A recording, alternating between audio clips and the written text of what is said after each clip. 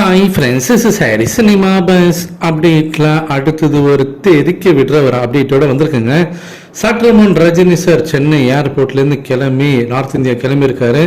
So இப்போ கூலி படத்தோடைய ஷூட்டிங் பார்த்தீங்கன்னாக்கா இப்போ நார்த் இந்தியாவில் ஆரம்பிக்க போகிறாங்க. ஸோ இந்த ஷெட்யூலுக்காக ரஜினி சார் இப்போ சென்னையிலேருந்து கிளம்பியிருக்காரு. சென்னை ஏர்போர்ட்டில் செய்தியாளர்களுக்கு வந்து அவர் வந்து பேட்டியும் கொடுத்துருக்காரு. அங்கே எல்லாருமே ரஜினி சாருக்கு வந்து அட்வான்ஸ் ஹாப்பி பர்த்டே தலைவா சார், அட்வான்ஸ் ஹாப்பி பர்த்டே அப்படின்னு சொன்னதை நம்மளால பார்க்க முடிஞ்சது. ஃப்ரீயாக இருந்தீங்கன்னாக்கா இன்னைக்கு காலையில் எல்லா மெயின் ஸ்ட்ரீம் மீடியாக்கள்லையும் எல்லா நியூஸ் சேனல்லையும் அது ஒளிபரப்புனாங்க, போய் பாருங்க.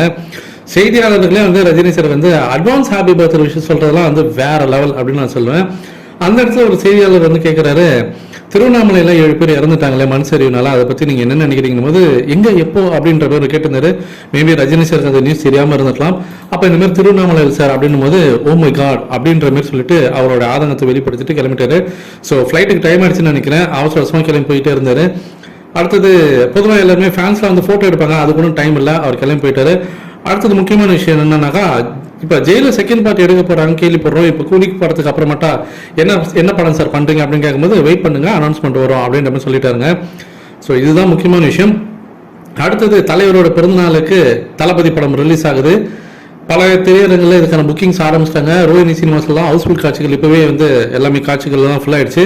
இந்த நிலையில் கமலா சினிமாஸ் வடபழனியில் இருக்கக்கூடிய முக்கியமான திரையரங்கம், அவங்களும் வந்து இப்போ டிக்கெட் புக்கிங்ஸ் ஆரம்பிச்சிருக்காங்க. ஃப்ரீயாக இருந்தீங்கன்னாக்கா அதில் கூட நீங்கள் போய் டிக்கெட் புக்கிங் பண்ணலாம். அடுத்தது காசி திரையரங்கத்துக்கும் இதுக்கு வந்து பிளான் பண்ணிருக்கிறதா சொல்லியிருக்காங்க. ஜிகே சினிமாஸும் பிளான் பண்ணிருக்கிறதா சொல்லியிருக்காங்க.